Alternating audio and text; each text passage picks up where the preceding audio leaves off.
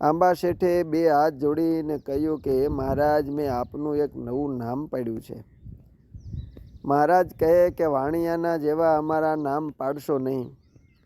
શેઠ કહે, તમારું નામ મેં ન્યાલકરણ પાડ્યું છે. ત્યારે મહારાજ કહે, એવું વાણિયાના જેવું અમારું નામ પાડ્યું તે કોઈ શાસ્ત્રમાં છે? શેઠ કહે, આ તમારા નામનો અર્થ તો બહુ જ સુગમ ને પ્રસિદ્ધ છે. તમે અનેક નરનારીઓને ન્યાલ કરી દીધા અને મને પણ ન્યાલ કરી દીધો, માટે તમારું નામ ન્યાલકરણ. એમ કહી 10 મણ સાકર મંગાવી પ્રસાદીની કરાવીને ગામમાં બધા માણસોને વહેંચી. મહારાજ કહે, શેઠ, આવડું મોટું ખર્ચ શા માટે કર્યું? શેઠ કહે, મહારાજ, તમે અમારા ગામમાં પધાર્યા અને ગામ લોકોને આપની પ્રસાદી ન મળે પછી એ ક્યારે પવિત્ર થશે?